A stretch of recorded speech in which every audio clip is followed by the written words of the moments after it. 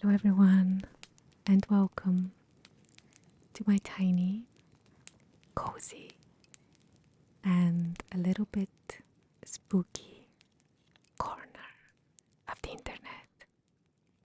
I'm Dory and I welcome you to my new channel.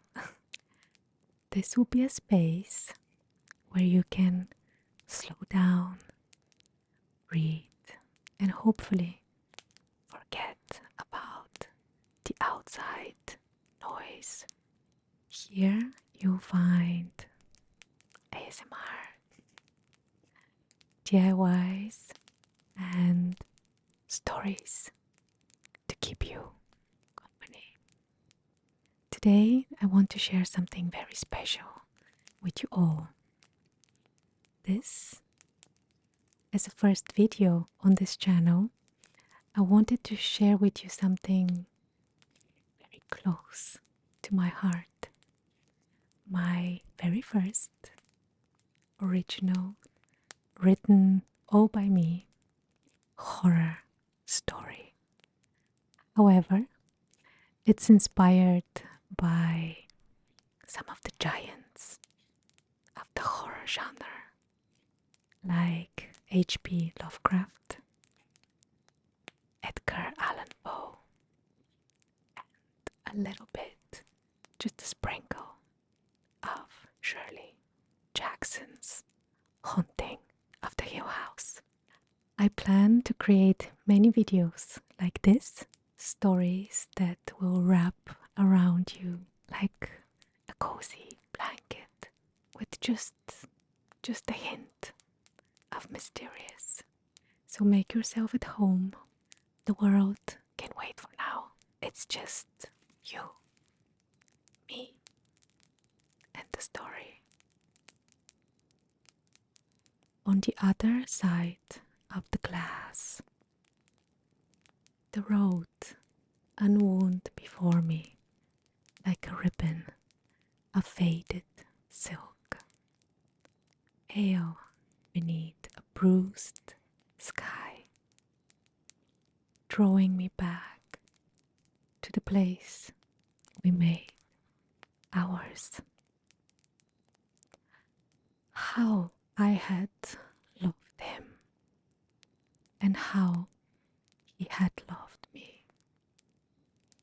It was the rarest of loves, the kind that drapes its silken thread through two hearts until they beat in perfect accord. In him, I had found the whole world, friend and confident, laughter and home, the hot fire and the horizon. Those who read of such love in books imagine it a poet's lie.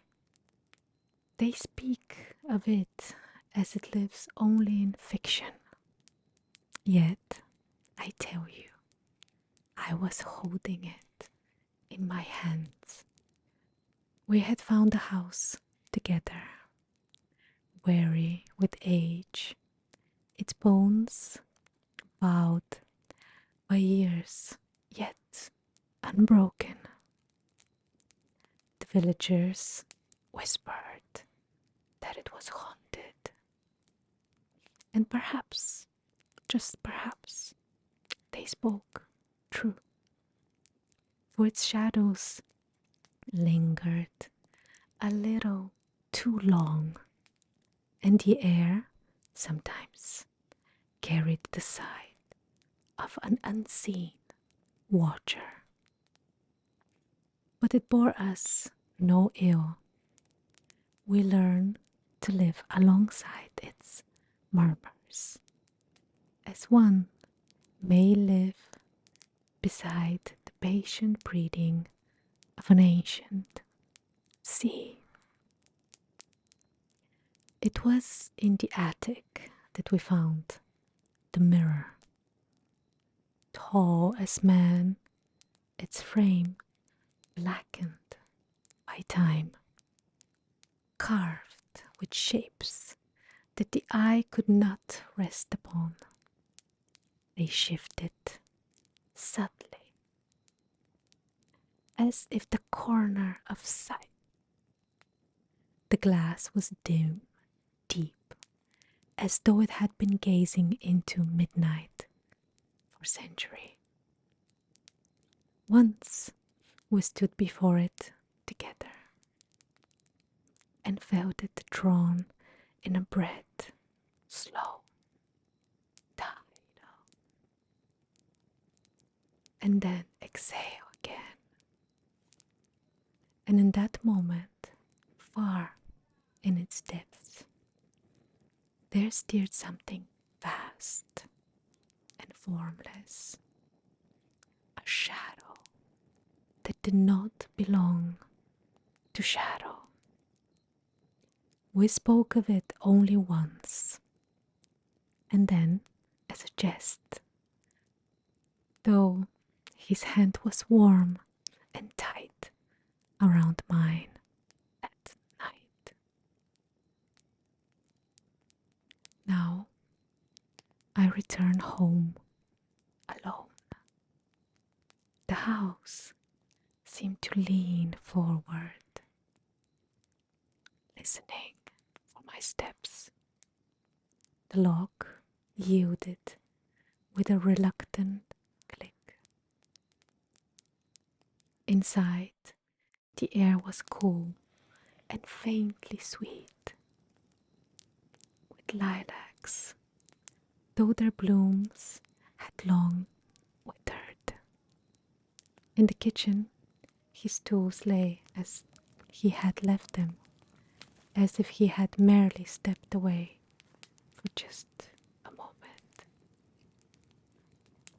That night, the boards sighed under a slow tread upon the landing, measured, unhurried, achingly familiar.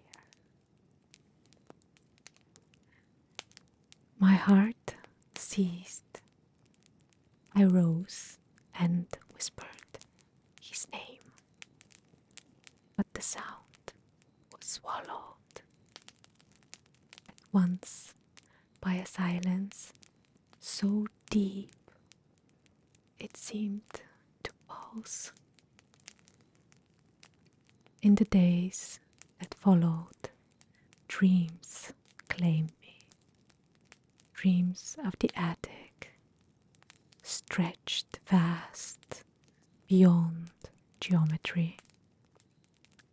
The mirror at its center, unframed, its glass like a great still sea beneath black stars. He was there always, just beyond my reach.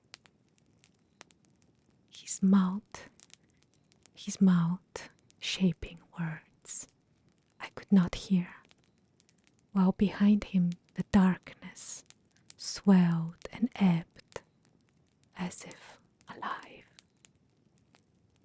Sometimes I walk to the faintest impression of him beside me in our bed, the whisper of his hand brushing mine, warm, living. But when I turned, there was nothing but the cold. And then, on the 4th of May, came our anniversary. I laid our table with meals we had first shared. On the night he kissed me, the kitchen was awash in the gold of the late afternoon. The smell of the meals, a balm, and yet a wound, all at once. When I entered the dining room, he was there, seated at the table, watching me with eyes that seemed lit from some distant place. I spoke to him then of our first winter in the house, of mornings wrapped in blankets, with the fire low, of the tiles in the kitchen we laid laughing. But he did not answer. His gaze slid past me to the empty chair at my side. Slowly, he lifted his hand towards that chair. And then I understood. He was looking at me, but he could not hear me. A breath later, he was gone. The air colder for it. The storm came without warning that night, shaking the house to its bones. I climbed the attic stairs as if drawn by a thread. The cloth that had long shrouded the mirror was gone. It no longer reflected the room. Instead, the glass was alive with a shifting depth, as though I looked not upon glass at all, but into the skin of some immeasurable ocean. He was there too, closer than ever, his palm flat against the surface. I stepped forward, and warmth bloomed around me. His warmth enfolding me as in an embrace, so vivid I could almost hear his breath. For a heartbeat, I believed myself safe. Then the warmth faltered. The glass rippled. Memory struck like a lightning bolt through the mind. The ladder, the sickening fall, the sharp crack of the bone, and, oh, worst of all, the turning of my head toward the mirror as it breathed in. Something behind the glass had leaned forward to meet me. Something my mind cannot hold in shape or color. To name it, it would be to lie. Its form was a geometry for which no world has words. I remember only the weight of its regard, the pull of its breath, and the knowledge that I had passed through. I had never returned to the house. I had never left. He had never haunted me. I had haunted him. In the corridors, in the half light of the study, at the table on our anniversary. The mirror is the heart of the house, and the house is its frame. It watches with patient hunger. It does not care for love or grief. yet it keeps what passes through it, as the deep keeps its drowned. The tides it holds are older than walls, older than love itself. And now, as I stand before it, my hand pressed to its surface, I feel its slow breath drawing me inward. And I, who crossed on that night, am now part of what it holds. I walk still the house. Sometimes I think I feel his step in the hall as once felt it in life, steady, beloved, near enough to touch. Sometimes I imagine he feels me too. Yet, always at the heart of it, the mirror waits. Its surface holds neither day nor night, only that endless dark whose breath I now share. I have learned its tides. I have drifted upon them as a leaf upon a sea without shore. And if he should ever return to this room, if his eyes should meet mine across the glass, I think the tide will rise for him also. For some loves do not fade, they deepen.